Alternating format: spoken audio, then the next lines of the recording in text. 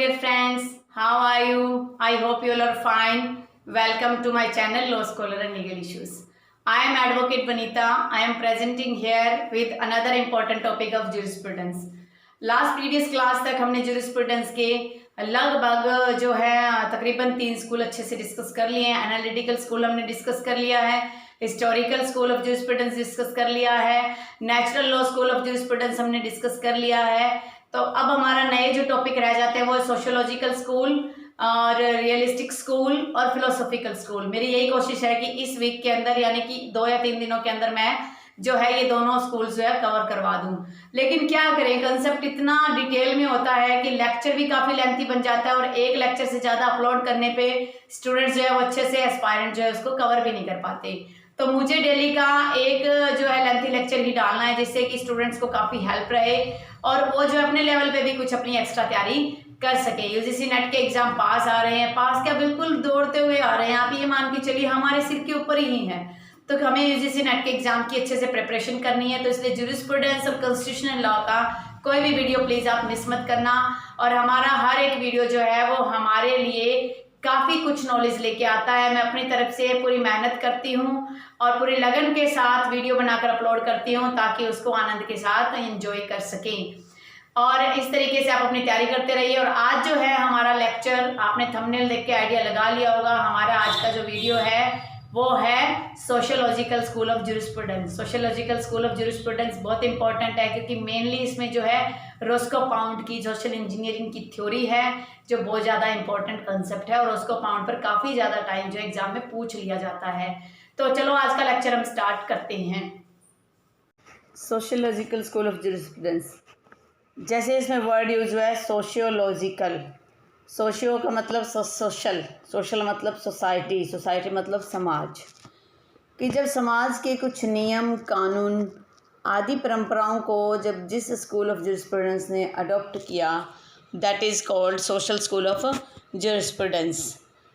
तो हमारे लिए सोशियोलॉजिकल स्कूल ऑफ ज्यूरिस्प्रूडेंस भी बहुत इम्पोर्टेंट एक कंसेप्ट है.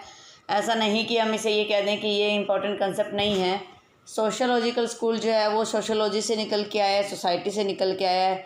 तो इसका जो रोल है हमारे लिए और भी ज़्यादा इम्पोर्टेंट हो जाता है कि जब हम किसी सोसाइटी में रह रहे हैं और हमें लगता है कि उस सोसाइटी के नियम के अनुसार से ही लॉ बनना चाहिए, लॉ उसके अगेंस्ट ना हो, तो इसलिए सोसाइटी को सबसे महत्वपूर्ण माना गया है.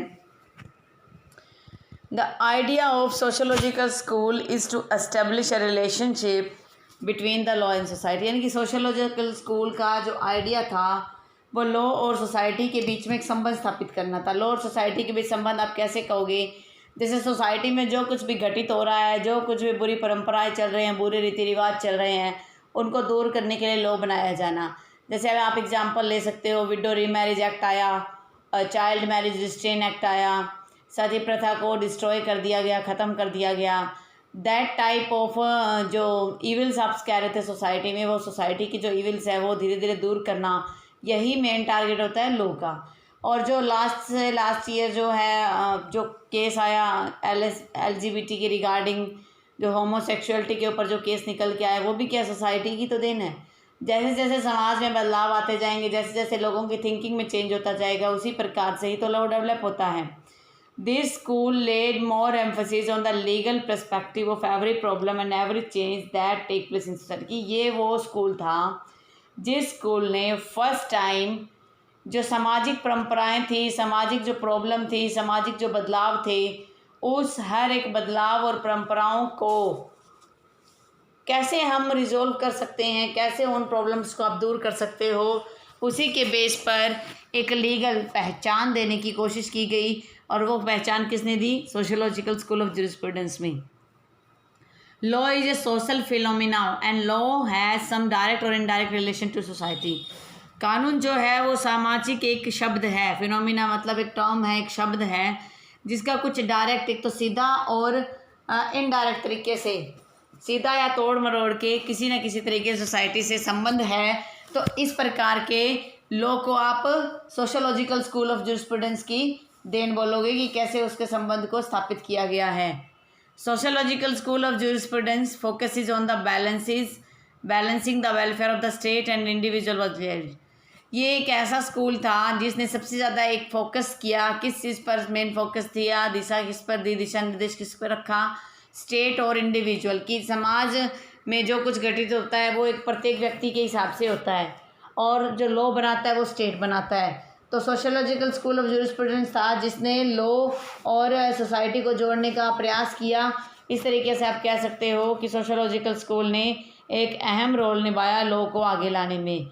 इन द वर्ड ऑफ एरलिक, एरलिक जो थे वो यहाँ के इस स्कूल के एक बहुत बड़े जूरिस्ट माने गए और at the present as well as at any time and any there time, कि मौजूदा समय में या किसी भी टाइम में जो centre of gravity of legal development, किसी डेवलपमेंट का किसी भी प्रकार की जो कानूनी विकास है उसकी ग्रेविटी, उसकी पावर को कहाँ पर देखा गया है, लेजिस्लेशन में नहीं देखा गया। उनका कहने का मतलब था कि अगर कोई कानून बन के आ जाता है तो उसमें जो है किसी भी स्टेट की या किसी भी समाज की कोई पावर डिसाइड नहीं होती है, नॉर इन द ज्यूरिस्डिक डिसीजन, ना ही ज्यूरिस्डिक मतलब कोर्ट के द्वारा दिए गए फैसले में, पर सोसाइटी इटसेल्फ, सोसाइटी खुद में उस चीज़ का एक रोल होता है कि जो कुछ भी ग्रेविटी है किसी भी कानून की, किसी भी कानून की जो पावर है, किसी भी कानून की जो क्षमता है वो सोसाइटी में ही है। सोसाइटी से बाहर हम उसको लेके नहीं आ सकते। Sociological school of jurisprudence studies the relationship between the law and sociology.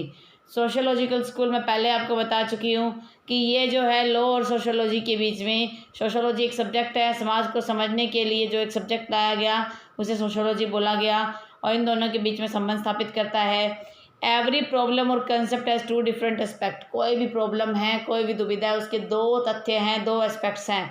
One is sociological view, एक तो सामाजिक विचार, and other is a legal aspect, और दूसरा एक कानूनी तर्क।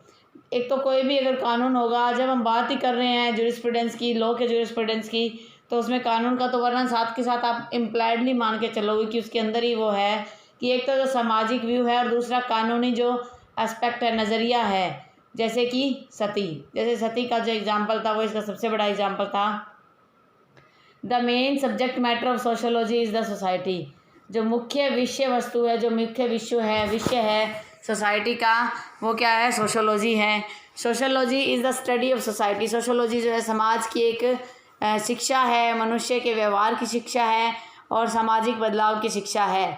And jurisprudence is the study of law, और जूरिस्प्रूडेंस लॉ की स्टडी का है। तो सोशियोलॉजी जो है समाज की एक स्टडी को बोला जाता है, जूरिस्प्रूडेंस लॉ की स्टडी को बोला जा रहा है। और कह रहा है कि लीगल एस्पेक्ट में देखें तो जूरिस्प्रूडेंस वो लॉ की जब स्टडी करेगा तो वो कुछ लीगल एस्पेक्ट्स लेगा, कुछ कानून तर्कों को लेगा, कुछ तथ्यों को लेगा। The sociological school of jurisprudence advocates that, sociological school of jurisprudence है इस बात को एडवोकेट करता है, एडवोकेट का मतलब है इस बात को मानता है कि लॉ और सोसाइटी एक दूसरे से जुड़े हुए हैं। इन सिंपल वर्ड्स, अब आप साधारण शब्दों में अगर आप लेके चलें तो जूरिस्ट है इस स्कूल के स्ट्रॉन्ग स्टैंड है for the principal that studying the law in action is better. उनका मुख्य ये प्रिंसिपल है कि जब भी हम किसी लॉ का स्टडी करते हैं, लॉ का हम अध्ययन करते हैं, तो उसमें बेटर क्या है कि लॉ को हम अच्छे से लेके आएँ। देयरफॉर इसीलिए definitely considering it better than studying the law from text, तभी तो ये बात कही गई है कि अब अगर आप लॉ को अच्छे से स्टडी करना चाहते हो तो आप जो है टेक्स्ट बुक से उसे अच्छी तरह से स्टडी कर सकते हो। यानी कि जो टेक्स्ट बुक्स में जो कुछ लिखा हुआ है लॉ, उसी के हिसाब से आप स्टडी करोगे। जैसे हमारे पुराने वैदिक ग्रंथ हैं वो क्या है, टेक्स्ट बुक्स हैं, उनको जब हम पढ़ेंगे तो वहाँ से हमें लॉ बनाने के लिए करेक्ट्स मिलेगा। तो इस तरीके से सोशियोलॉजिकल स्कूल ने एक अहम रोल जो है किसी भी स्टडी को करने में निभाया है। तो आप कह सकते हो कि सोशियोलॉजिकल स्कूल जो है हिस्टोरिकल स्कूल के बाद दूसरा ऐसा स्कूल है जिसने हिस्टोरिक प्रेफरेंस को महत्व दिया, हिस्टोरिकल लिमिट को लेके आए, समाज को लेके आए। अब बात आती है कि सोशियोलॉजिकल स्कूल का ओरिजिन कहाँ से हुआ, कहाँ से इसका उदय हुआ। अकॉर्डिंग टू डिक्शनरी मीनिंग, अगर हम डिक्शनरी मीनिंग में देखें, जो हमारी डिक्शनरी है उसके अगर अर्थ के हिसाब से देखें तो laissez faire is the policy. Laissez faire का मतलब है जिसमें कानून का, जिसमें आप मान के चलोगे स्टेट का, राज्य का किसी भी आर्थिक व्यवस्था में कोई रोल नहीं होता, कि लेजिस फेयर का यही मतलब है। Laissez faire is the policy of minimum governmental interference in the economic affairs of individual and society. तो लेजिस फेयर ये टाइम था कि जिस टाइम अगर व्यापारी कोई सामान बेच रहा है और आम आदमी कोई सामान खरीद रहा है तो उन दोनों के आपसी तालमेल की बात होती थी। तो लेजिस फेयर का मतलब है कि जब समाज के अंदर इकोनॉमिक व्यवस्था के अंदर जब कम से कम किसी सरकारी इंटरफेरेंस हो, कम से कम जब सरकार का उसमें इंटरफेरेंस हो, इंटरफेरेंस का मतलब सरकार का हस्तक्षेप हो, तो उसे लेजिस फेयर बोला गया है। लेजिस फेयर का मतलब है कि अनरिस्ट्रिक्टेड फ्रीडम, कि किसी भी प्रकार की रोक टोक वाली आज़ादी नहीं है जो लोगों को सरकार के द्वारा दी गई। आज के समय में क्या है, अगर हमें freedom of speech of expression है तो उसके कुछ रीजनेबल रिस्ट्रिक्शंस भी दे रखे हैं। जैसे आर्टिकल 19(1) का जो ए है वो फ्रीडम 19(1) जो है वो freedom of speech and expression के अलग अलग फैक्ट्स बताता है, और 19 का जो क्लोज 2 है वो रीजनेबल रिस्ट्रिक्शंस बताता है। तो कह रहा है कि जो लेजिस फेयर का टाइम था उस टाइम में सरकार द्वारा जो आज़ादी दी गई थी वो आज़ादी लिमिटेड नहीं थी, रिस्ट्रिक्टेड नहीं थी, ऐसा नहीं कि उस पर कुछ रुकावटें थी। और अगर सरकार की आप पॉलिसी नीतियों में देखें तो सरकार और लॉ जो है कभी भी आर्थिक मामलों में, लोगों के आर्थिक मामलों में हस्तक्षेप नहीं करते। लेजिस फेयर इकनॉमी के अंदर जो मुख्य रोल था गवर्नमेंट का और लॉ का, उनका ये रोल था कि वो कन्फ्लिक्ट, किसी प्रकार का जो विवाद है लोगों के अंदर, अगर किसी प्रकार का रुपए के लेन देन में विवाद पैदा हो जाता है, जैसे कि चोरी, जैसे कि किसी का फ्रॉड करना, धोखा देना, तो उन मामलों में गवर्नमेंट का सिर्फ इतना ही रोल होता था कि वो जो है उनको प्रिवेंट कर सके, उनको रोक सके।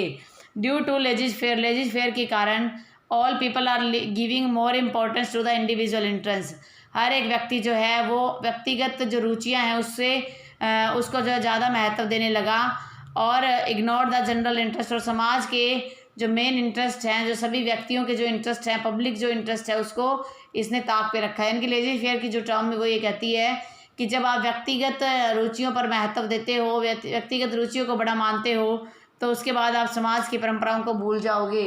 तो इस तरीके से सामाजिक तौर पर पब्लिक के भलाई के लिए जो लेजिस फेयर काम नहीं करता था, लेजिस फेयर काम करता था व्यक्तिगत भलाई के लिए।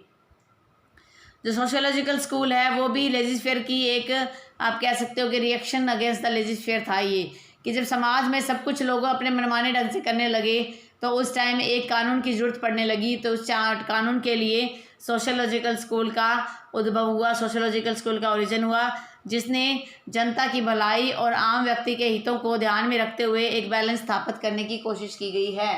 तो इस तरीके से आप कह सकते हो कि लेजिस फेयर जो है वो सिर्फ व्यक्तिगत और लोगों के जो व्यक्तिगत इंटरेस्ट थे, व्यक्तिगत रुचियां थी, उनके हिसाब से कोई फैसला लेता था। लेकिन सोशियोलॉजिकल स्कूल ऑफ ज्यूरिस्प्रूडेंस जो है पूरी तरह से समाज, जनता और देश के हितों को ध्यान में रख के एक बैलेंस स्थापित करने की इसने कोशिश की है। तो इसीलिए तो सोशियोलॉजिकल स्कूल ऑफ ज्यूरिस्प्रूडेंस काफ़ी इंपॉर्टेंट है। अब हम डिस्कस करते हैं कि इस टाइम में कौन से ऐसे ज्यूरिस्ट हुए थे। सबसे पहले मॉन्टेस्क्यू, जो नेचुरल स्कूल ऑफ ज्यूरिस्प्रूडेंस में भी थे, हिस्टोरिकल में भी उनका रोल था। ऑगस्ट कॉम्टे, जो सोशियोलॉजी जो है उसके जनक माने जाते हैं। Rudolf von Ihering, Eugen Ehrlich, Roscoe Pound और लियोन डगिट। रोस्को पाउंड इसमें सबसे ज़्यादा इंपॉर्टेंट हो जाता है, और रुडोल्फ वॉन एयरिंग की भी थ्योरीज काफ़ी इम्पोर्टेंट रोल जो है वो प्रेजेंट करती है सोशियोलॉजिकल स्कूल के जो ओरिजिन है, जो उद्भव है। फिर कह रहे हैं मॉन्टेस्क्यू वो पहला ऐसा ज्यूरिस्ट था जिसने सोशियोलॉजिकल मेथड को सामने लेके आया। लेकिन सर हेनरी मैन के हिसाब से जब मॉन्टेस्क्यू को पहला ज्यूरिस्ट माना गया था तो इन्होंने हिस्टोरिकल स्कूल की भी नींव रखी थी। इन्होंने उसको ये माना गया है कि जो मॉन्टेस्क्यू थे उन्होंने हिस्टोरिकल स्कूल और as well as sociological school दोनों की उन्होंने नींव रखी। अकॉर्डिंग टू हिम, मॉन्टेस्क्यू के अनुसार ये डिस्कस करना ज़रूरी नहीं है कि लॉ किस प्रकार का होता है, लॉ अगर अच्छा है या बुरा है ये आप नहीं कह सकते कि किस प्रकार का लॉ अच्छा होगा और किस प्रकार का लॉ बुरा होगा। लॉ तो डिपेंड करता है कि समाज में उसको कैसे एग्जीक्यूट करवाया जाता है, कि समाज में लोग उसको कैसे लागू करवाते हैं, वो इम्पोर्टेंट होता है किसी भी लॉ में। उन्होंने कई समाज के कई वर्गों का अध्ययन किया और इस निष्कर्ष पर पहुँचे कि law are the creation of climate. Law जो हैं, कानून जो हैं, तापमान, माहौल, मौसम बदलाव, इम्पोस्चर, जब कोई एक नियम ना हो, ऐसे कोई भी समाज में घटित होता हो या ऐसे कुछ वातावरण में घटित होता हो, तो उसके कंक्लूजन के हिसाब से इन्होंने माना कि लॉ जो है वो है। He did not go further to explain his observation. उन्होंने अपनी ऑब्जर्वेशन को ज़्यादा एक्सप्लेन नहीं किया, उन्होंने सिर्फ एक पार्टिकुलर आइडिया को लिया कि जो आइडिया और थ्योरीज बार बार निकल के आई हैं वो किस पर बेस्ड है, टाइम और प्लेस पर बेस्ड है। कि समाज जो है, समाज तो एक अलग फैक्टर रह जाता है, उसके अलावा टाइम और प्लेस इंपॉर्टेंट होता है कि मौजूदा टाइम में किस प्रकार के चेंजेस आ रहे हैं अदर कंट्रीज़ में, अदर एस्पेक्ट में। यूनिवर्सल लेवल पर जो टाइम का बदलाव है वो देखा जाता है। इसके साथ साथ ये देखा जाता है कि लॉ बनाने के पीछे किस प्रकार का स्थान था, यानी कि कौन सी जगह के लिए अप्लाई कर रहे हैं। कोई ऐसा लॉ बना दिया जाए, मान लो हमारे देश का आप एग्जांपल ले लो, जो एसटी ट्राइबल जो एरिया है वहाँ पर अलग तरह के लॉ होते हैं और हमारे देश में बाकी हिस्सों में अलग तरह की। अगर हमारे देश के लॉ जो है हम वहाँ पर लागू करवा दें तो वहाँ पर बहुत ज़्यादा बुरा हाल हो जाएगा, वो लोग उस लॉ को समझ ही नहीं पाएंगे। तो लॉ जो है प्लेस के अकॉर्डिंग और टाइम के अकॉर्डिंग होना चाहिए, ये बात कही मॉन्टेस्क्यू ने। उनका ये तर्क था कि जब समाज की जो भी ज़रूरतें हैं उन ज़रूरतों के हिसाब से जब लॉ बनता है तो लॉ और सोसाइटी के रिलेशन का भी एक महत्व होता है। वही बात इन्होंने कही है जो सोशोलॉजिकल स्कूल में भी काफ़ी इंपॉर्टेंट रोल प्ले करती हैं। वन ऑफ द उनका जो बेस्ट एक बुक लिखी थी उन्होंने, स्पिरिट्स ऑफ लॉ। इस बुक में उन्होंने राजनीतिक जो एनलाइटमेंट है, राजनीतिक जो मोक्ष है, उसकी बात करते हुए ये बात कही गई कि जो भी लॉ बनता है, जो भी राजनीतिक गतिविधियाँ होती हैं वो जो हैं लोगों और सोसाइटी के संबंध के साथ होनी चाहिए। ऐसा नहीं कि लॉ कुछ और बन गया और सोसाइटी कुछ और चाह रही थी। तो इस तरीके से आप कह सकते हो कि लॉ जो है वो कहीं ना कहीं सोसाइटी पर ही बेस्ड होता है। तो आप ये नहीं कह सकते कि लॉ सोसाइटी से अलग है। उसके बाद बात आती है मॉन्टेस्क्यू की, बात आती है ऑगस्ट काम्टे की। ऑगस्ट काम्टे जो है उन्हें founder of science of sociology, यानी कि जो सोशोलॉजी सब्जेक्ट है उसका फाउंडर माना गया है। तो सोशोलॉजी शब्द है फर्स्ट टाइम जो काम्टे के द्वारा यूज़ किया। उन्होंने सोशोलॉजी को जो है पूरी तरह से एक पॉजिटिव साइंस माना कि पॉजिटिव का मतलब है भलाई के लिए, जिसमें कुछ कमियां ना हो। तो सोशोलॉजी को एक ऐसा सब्जेक्ट बना दिया गया, एक ऐसा विषय लाया गया जो सामाजिक तो था ही लेकिन जो वैज्ञानिक तर्कों पर भी सही उतरा, और इसे एक पॉजिटिव लॉ की संज्ञा दी गई। ये माना गया कि सोशोलॉजी जो है वो एक पॉजिटिव लॉ है। पॉजिटिव का मतलब समाज को आगे बढ़ाने के लिए ही जो अध्ययन किया गया है वो सोशोलॉजी के थ्रू किया गया, और ये समाज में होने वाले बदलावों को लेके आया है, गतिविधियों को लेके आया है।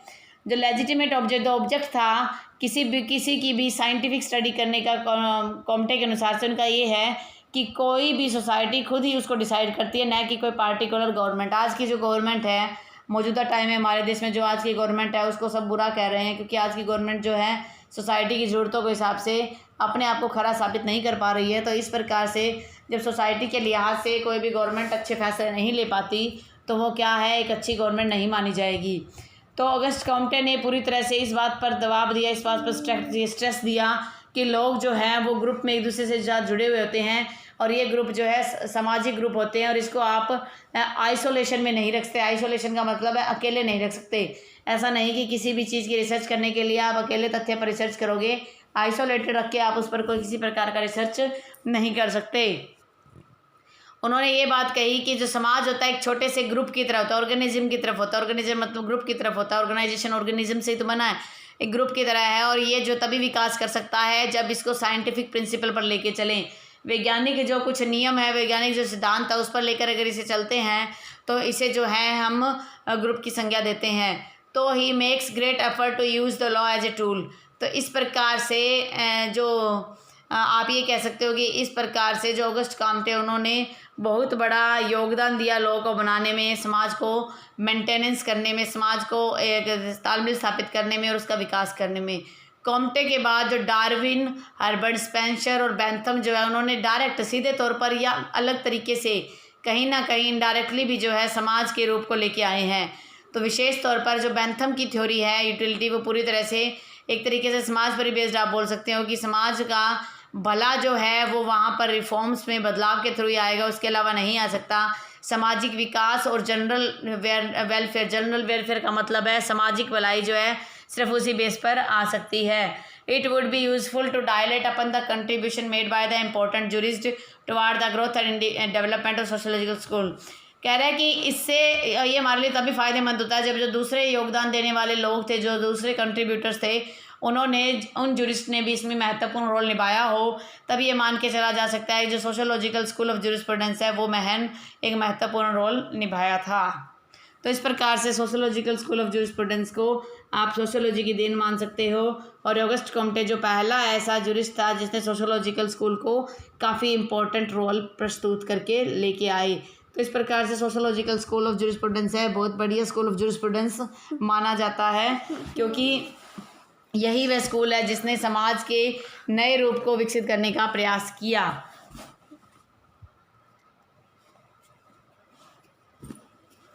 रुडोल्फ वॉन हियरिंग जो थे वो पहले ऐसे ग्रेटेस्ट, आप इसे कहोगे कि जिसे मॉडर्न जूरिस्प्रूडेंस का फादर माना गया है। और इसको फादर किसने कहा था? फ्राइडमैन ने। कि जो रुडोल्फ वॉन हियरिंग जो हैं वो जर्मनी के रहने वाले थे और सबसे महान जूरिस्ट माने गए हैं, इसीलिए तो इनको सोशोलॉजिकल स्कूल ऑफ जूरिस्प्रूडेंस का फादर भी बोला गया है। उन्होंने ये जो ऐसे रुडोल्फ वॉन हियरिंग ऐसे जूरिस्ट थे जिन्होंने एनालिटिकल और हिस्टोरिकल जूरिस्प्रूडेंस को कंसेप्ट के रूप में रिजेक्ट कर दिया। उन्होंने रिजेक्ट करते हुए कहा कि हिस्टोरिकल स्कूल ऑफ जूरिस्प्रूडेंस है वो और एनालिटिकल स्कूल ऑफ जूरिस्प्रूडेंस नाम की कोई थ्योरी नहीं होती। उन्होंने ये माना कि लॉ जो है एक इंस्ट्रूमेंट है, इंस्ट्रूमेंट का मतलब एक उपकरण है जो लोगों की ज़रूरतों के हिसाब से चलता है।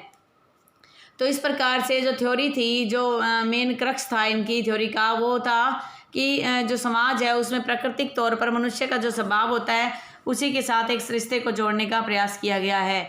तो रुडोल्फ वॉन हियरिंग ने समाज के प्रत्येक व्यक्ति को एक दूसरे को जोड़ने की कोशिश की है। सॉरी, अकॉर्डिंग टू हिम, उनके हिसाब से जो मनुष्य का कंडक्ट होता है वो ऐसे डिसाइड नहीं किया जाता कि वो किस पर्पज़ के लिए बनाया गया, कि मनुष्य का कंडक्ट, ये व्यवहार क्या जो है वो किस लिए है, वो इस पर नहीं देखा जाता। उन्होंने ये बात कही कि जो लोगों का इंटरेस्ट है, जो लॉ जो है जैसा इंटरेस्ट सोसाइटी में लेके आता है उसी इंटरेस्ट के हिसाब से समाज का जो पर्पज़ है, जो समाज के अंदर जो कानून बनाने का जो उद्देश्य है वो पूरा होता है। उनकी किताब का नाम है law as a means of to end. उसमें हियरिंग ने क्या करा, वो इस निष्कर्ष पर पहुँचे कि जो डोमिनेंट मोटिवेशन है, डोमिनेंट मोटिवेशन की जो लोगों की सोई हुई जो मोटिवेशन का मतलब है किसी को आप एनकरेज करना, उत्साह देना, किसी को काम करने के लिए बढ़ावा देना। तो कह रहा है कि जो मोटिवेशन है लोगों का, मनुष्य की इच्छाओं को पूरी तरह से फेल हो चुका है, वो सुप्त अवस्था में है। जैसे एक ज्वालामुखी होता है, जब वो फटता नहीं है तो वो सुप्त अवस्था में बोला जाता है, डोरमेंट ज्वालामुखी बोलते हैं, डोरमेंट लावा जिसे कहते हैं जिसे। तो उस प्रकार से जो कई प्रकार के वोल्केनो जो ज्वालामुखी होते हैं उनमें किसी प्रकार की हलचल नहीं होती, इसी प्रकार से समाज में जो लोगों की इच्छाओं की किसी प्रकार की हलचल नहीं है। उन्होंने लॉ को जो है पर्पज़ के, उन्होंने बोला कि लॉ पर्पज़ का मतलब है कि लॉ किसी न किसी उद्देश्य से ही बनाया जाता है। हियरिंग के अनुसार ह्यूमन विल जो है, मनुष्य की जो इच्छा है वो मूलभूत एक सिस्टम होता है किसी भी विकसित देश में आगे बढ़ने का। इंडिविजुअल प्रोसेस को आगे लाने के लिए जो मुख्य तौर पर हम ये कह सकते हैं कि मनुष्य की इच्छा होनी ज़रूरी होती है, कि मनुष्य की इच्छा बिना कुछ काम नहीं होता। तभी तो उन्होंने सोशल इंटरेस्ट थ्योरी को लेके आए। सोशल इंटरेस्ट थ्योरी का मतलब है, इंटरेस्ट होता है विल, रुचि, सोशल मतलब समाज की किस प्रकार की रुचि है, ऐसी थ्योरी को लेके आए थे। उनके हिसाब से लॉ जो है वो मनुष्य के कंडक्ट का मतलब व्यवहार, मनुष्य के व्यवहार पर डिपेंड करता है, और जो मनुष्य का व्यवहार है वो पूरी तरह से कहीं ना कहीं समाज से ही जुड़ा हुआ होता है। तो हियरिंग ने ये बात मानी कि जैसे जैसे समाज में चीज़ें बदलती रहती हैं उसी प्रकार से जो सोसाइटी की नीड होगी उसी प्रकार से ही उनको सर्व करने के लिए एक इंस्ट्रूमेंट लाया जाना चाहिए। That instrument is called law. The problem of the society is to reconcile selfish. जो सोसाइटी की सबसे बड़ी प्रॉब्लम क्या है, समाज की सबसे बड़ी दुविधा क्या है कि सेल्फिश एंड अनसेल्फिश पर्पज़, कि लोगों के अंदर क्या है, कुछ कईयों में स्वार्थी हैं और कई जो स्वार्थी नहीं हैं, कईयों के स्वार्थ से भरे हुए उद्देश्य हैं और कई बिना स्वार्थ के काम करते हैं। तो इस प्रकार से स्वार्थी और निस्वार्थ लोगों के बीच में, स्वार्थी और निस्वार्थ उद्देश्यों के बीच में एक टकराव रहता है। उस टकराव को सोशल इंटरेस्ट थ्योरी के बेस थ्रू जो है वो हियरिंग ने समझाने का प्रयास किया। हियरिंग ने पूरी तरह से ये जवाब दिया कि लॉ जो है वो व्यक्तिगत तौर पर सिर्फ समाया हुआ नहीं हो सकता, बल्कि सोसाइटी में एक बड़े ग्रुप को संभालने के लिए लॉ बनाया जाता है। आदमी जो है एक सामाजिक प्राणी है और वो जो है धीरे धीरे ही इसमें अपना सुधार लेके आ सकता है, इसमें अपना बचाव कर सकता है। एग्जाम्पल के तौर पर प्रॉपर्टी जो होती है वो एक सामाजिक और व्यक्तिगत राइट दोनों ही हैं, क्योंकि जो प्रॉपर्टी है उसमें पूरे के पूरे समाज का हित होता है। मान लो कोई व्यक्ति कहता है कि मेरी प्रॉपर्टी है और वहाँ क्या है कि पूरा रेजिडेंशियल एरिया है, लोगों का घर बने, और वहाँ पर कोई गलत धंधे करता है, गलत काम करता है, ड्रग्स बेचना, जुआ खेलना, सट्टा या शराब खाना खुल जाता है, तो वो क्या है, समाज के हितों के खिलाफ हो जाता है। तो इस प्रकार से सामाजिक और व्यक्तिगत राइट्स, व्यक्तिगत अधिकारों दोनों को ही तालमेल बिठा के चलना पड़ेगा। तो एक दो इंटरेस्ट के बीच में बैलेंस बिठाना काफ़ी मुश्किल हो जाता है, और इन्हीं बैलेंस की बात जो है वो ईयरिंग ने अपनी थ्योरीज में अच्छे से बताया गया है। तो इन्होंने 3 थ्योरीज को लेके आए, ये इंडिविजुअल इंटरेस्ट, स्टेट इंटरेस्ट और सोशल इंटरेस्ट। व्यक्तिगत जो रुचियाँ होती है, व्यक्तिगत जो इंटरेस्ट का मतलब रुचि भी, और व्यक्तिगत जो है भलाई भी, इंटरेस्ट मतलब फ़ायदा भी। स्टेट इंटरेस्ट और सोशल, स्टेट मतलब देश का इंटरेस्ट, जो राज्य है या जो सोवरन है, जो राजा महाराज हैं, जो मेन हेड है पूरे देश को या राज्य को संभालने में। सोशल इंटरेस्ट, सामाजिक इंटरेस्ट का मतलब सभी लोगों का इंटरेस्ट आ गया। एक लेवल पर आप पब्लिक के इंटरेस्ट की बात कर सकते हो। तो इस प्रकार से आप कह सकते हो कि सोशल इंटरेस्ट थ्योरी जो है किस प्रकार से इस पर डिपेंडेंट है। आयरिंग ने ये बात कही कि जो सामाजिक गतिविधियां हैं लोगों की, उनको बढ़ावा देना चाहिए, एनकरेज करना चाहिए कि लोग किस प्रकार से सोचते हैं, किस प्रकार से एक्ट करते हैं, उन एक्ट को बढ़ावा देने का जो है प्रयास करते रहना चाहिए। और वो प्रयास किसके द्वारा होगा? लोगों के द्वारा ही होगा। तो उन्होंने पूरी तरह से अकम्पलिश्ड कर दिया principle of levers of social motion. जो सामाजिक तौर पर सुप्तावस्था में होते हैं, उन लोगों को छोड़ने का प्रयास करने की बात की गई। तो इस तरीके से एयरिंग की जो थ्योरी है वो काफ़ी हद तक एक इम्पॉर्टेंट थ्योरी हो जाती है। और आप ये कह सकते हो कि एयरिंग की थ्योरी ने ही काफ़ी ज़्यादा रोल प्ले किया है। 4 प्रकार के प्रिंसिपल जो एयरिंग ने बता दिए, वो प्रिंसिपल क्या हैं? वो पहला प्रिंसिपल है रिवार्ड का, कि किसी को आप रिवार्ड देते हो, प्राइज़ देते हो। उसका प्रिंसिपल कोर्जन का मतलब किसी को धमकी देके, किसी को दबाव देके कोई एक्ट करवाना। ड्यूटी का प्रिंसिपल, किसी के प्रति आपका एक कर्तव्य बनता है उसको पूरा करने का प्रयास करना। और प्रिंसिपल ऑफ लव, लव का मतलब प्यार का, जब हम प्यार से जुड़े हुए होते हैं एक दूसरे के साथ, उस प्रकार के प्रिंसिपल की बात उन्होंने की है।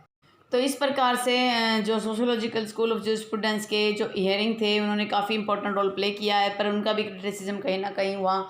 जब कोई भी एक्ट होता है तो उसके कुछ ना कुछ ड्रॉबैक्स भी होते हैं, कुछ बेनिफिट्स भी होते हैं, और फिर क्रिटिसिज्म भी होता है। क्रिटिसिज्म नहीं होगा तो फिर एक फ्रेश जो थ्योरी कैसे निकल के आएगी।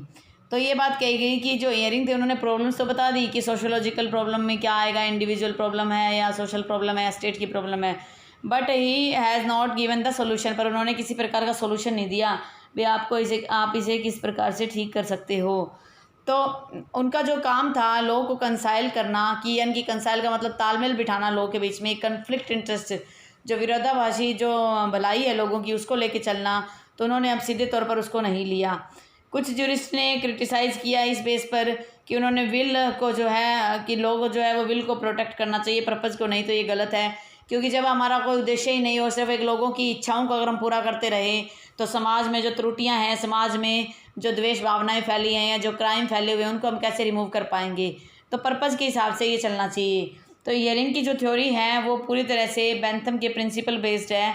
बेंथम के उस प्रिंसिपल पर बेस्ड है कि जो यूटिलिटेरियन थ्योरी थी, जो यूटिलिटेरिज्म की जो थ्योरी थी कि पेन और प्लेजर की जो बात करी गई थी, कि जब लॉ बनता है वो पेन और प्लेजर को ध्यान में रख के जाना चाहिए। पेन का मतलब दुख तकलीफ और प्लेजर मतलब खुशी। तो उन्होंने भी पेन और प्लेजर का वर्णन किया था। तो पेन और प्लेजर किसका था? सोसाइटी का, सोसाइटी में रहने वाले लोगों का।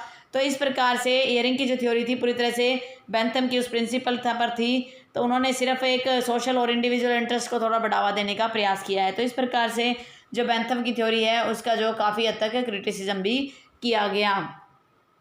उसके बाद नेक्स्ट हमारे ज्यूरिस्ट आते हैं यूगन ईयरलिच।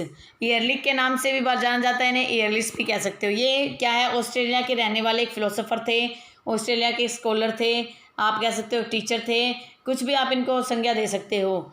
और वह एक ऐसे व्यक्ति हैं जो क्या है, वाइडली रिगार्डेड का मतलब आदर से देखा जाता है। उन्हें बहुत बड़े लेवल पर उन्हें आदर से देखा जाता है। और ये माना जाता है कि सोशियोलॉजी लॉ के जो बढ़ावा देने में इन्होंने काफ़ी रोल प्ले किया। सोशियोलॉजी स्कूल ऑफ जूरिस्प्रूडेंस को भी बढ़ावा इन्होंने दिया, और लॉ का जो सोशियोलॉजी जो सब्जेक्ट है, जो सोशियोलॉजी है लॉ का, उसको भी बढ़ावा दिया। और जो सोशियोलॉजी सब्जेक्ट चल रहा है उस सब्जेक्ट को भी इन्होंने काफ़ी इंपॉर्टेंट जो लैंडमार्क्स इसमें जो आप कह सकते हो बदलाव लेके आए। उनके हिसाब से जो है लॉ जो है पूरी तरह से सामाजिक तथ्यों पर निर्धारित होता है, न कि स्टेट के अधिकारी पर, स्टेट की अथॉरिटी के ऊपर आधारित नहीं होता। पर अगर आप सामाजिक कंपल्सन का मतलब अनिवार्यता को और देखते हैं, सामाजिक अनिवार्यता को देखते हुए ये बात कही गई है कि लॉ ही है differs a little from other forms of social compulsion. उन्होंने ये बात कही जो लॉ होता है वो सामाजिक अनिवार्यता के अलावा स्टेट के ऊपर भी डिपेंडेंट होता है और कई ग्रुपों में ये जुड़ा हुआ होता है। उन्होंने इस बात को भी माना कि कई प्रकार की ऐसी विशेषताएं हैं जो कंपल्सन में होती हैं कि अगर कोई अनिवार्यता नहीं होगी किसी प्रकार की तो लॉ को आप पालन नहीं कर सकते।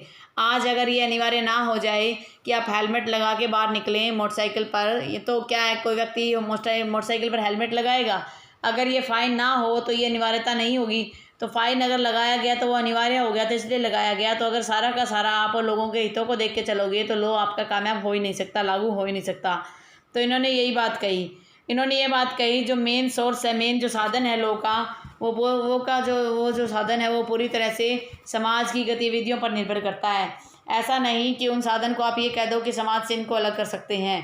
तो उन्होंने एक लिविंग लॉ की बात की। लिविंग लॉ का मतलब है कि एक ऐसा लॉ होना चाहिए जो लॉ है जीवित लॉ हो। जीवित लॉ का मतलब समाज में जैसे जैसे बदलाव होते जाए और वो लॉ में भी बदलाव होता रहे। तो जैसे समाज में व्यवस्था बदलेगी वैसे ही लॉ का सिस्टम भी बदलेगा।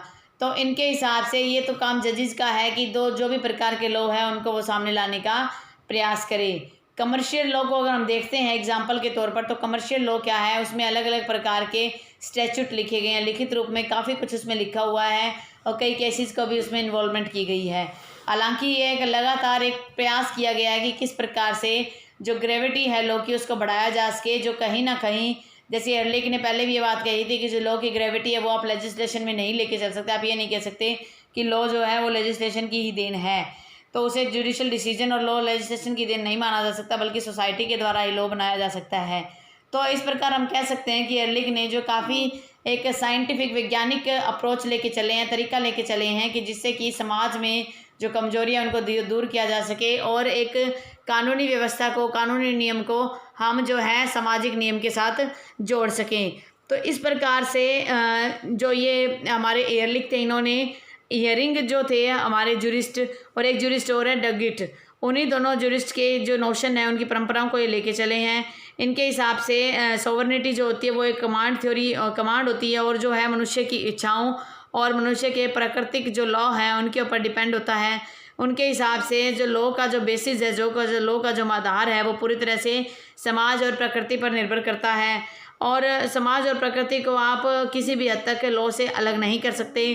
तो इंडिविजुअल इंटरेस्ट जो है वो लोगों की भलाई के साथ जुड़ा हुआ होना चाहिए। ऐसा नहीं कि कोई एक व्यक्ति का लॉ है और वही लॉ आप प्रिवेल करवा रहे हो, जबकि जो भलाई है लोगों की उसे सोचकर चलना चाहिए। तो इस प्रकार से इन्होंने इंडिविजुअलिज्म को जो है काफ़ी महत्व दिया और यही वो ऐसे जुरिस्ट थे जिन्होंने काफ़ी हद तक एक रोल को प्ले किया। तो इस प्रकार आप कह सकते हो कि जो एयरलिक थे वो काफ़ी इम्पोर्टेंट हो जाते हैं सोशियोलॉजिकल स्कूल ऑफ ज्यूरिस्प्रूडेंस में। जब भी आप इनका डिस्कशन करोगे, जब भी सोशियोलॉजिकल स्कूल की बात आएगी तो एयरलिक उसके साथ जुड़ते हैं। अगर मान लो एग्ज़ाम में पूछ लिया जाता है कि from which school Ehrlich came from, तो आप क्या कहोगे? सोशियोलॉजिकल स्कूल ऑफ ज्यूरिस्प्रूडेंस से आए थे। उनका हिस्ट्री के साथ किसी प्रकार का कोई लेन देन नहीं है, वो सिर्फ सोशियोलॉजिकल स्कूल ऑफ ज्यूरिस्प्रूडेंस से हैं। और मॉन्टेस्क्यू जो थे वो हिस्टोरिकल, नेचुरल और सोशियोलॉजिकल स्कूल तीनों से लेकर चलते हैं। और जो वॉन हियरिंग है वो कहीं ना कहीं बेंथम के यूटिलिटी थ्योरी को लेकर चलते हैं। तो इस प्रकार से आप कह सकते हो कि ये जो ज्यूरिस्ट हैं कहीं ना कहीं अपना व्यक्तिगत इम्पोर्टेंस भी लेके आए हैं और अलग अलग तौर पर इन्होंने अलग अलग ज्यूरिस्ट के साथ भी एक मिलकर एक एक्ट किया है या उनके रूल्स को फॉलो किया है। तो इस प्रकार से आज का हमारा कंसेप्ट यहीं पर ही पूरा हो रहा है। इसके बाद देखते हैं आगे इसके कितने लेक्चर बन पाते, क्योंकि रोस्को पाउंड की थ्योरी भी पढ़ी है और अभी एक दो ज्यूरिस्ट और पढ़े हैं, तो मैं डिटेल डिस्कशन करवाऊंगी। अगर मान लो 2 लेक्चर और भी बन गए तो भी कोई बड़ा इशू नहीं है। और नेट के एग्ज़ाम की आप तैयारी पर रखिए। अभी तक शायद एडमिट कार्ड इशू हुए हैं या नहीं है, मैंने अभी साइट चेक नहीं की है, लेकिन फिर भी आप साइट चेक करते रहिए। और एडमिट कार्ड का वैसे मैसेज भी आ जाएगा मेल पर हमारे पास, और आप तैयारी करते रहिए। आई होप आपको मेरा आज का वीडियो अच्छा लगा होगा, आपको पसंद आया होगा। अगर आपको मेरा आज का वीडियो पसंद आता है तो आप मेरे वीडियो को लाइक कीजिए। और अगर आपको लगता है कि मुझे कुछ इम्प्रूवमेंट्स करने चाहिए, कुछ नई टेक्निक्स लानी चाहिए, तो आप मुझे सजेशन दीजिए।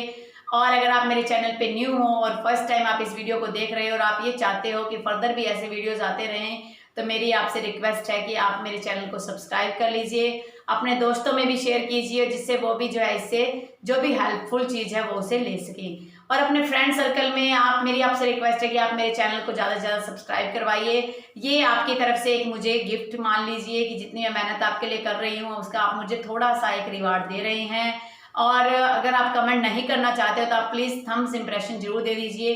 कोई तो कमेंट दीजिए, लाइक कीजिए, डिसलाइक कीजिए, कुछ तो कीजिए जो मुझे ये रहे कि हाँ मेरे जो यूट्यूब चैनल के वीडियो पर कोई आ रहा है। और कल जो है आपने मेरे natural law school of jurisprudence पे काफ़ी ज़्यादा जो है उसको व्यूवर्स को बढ़ाया।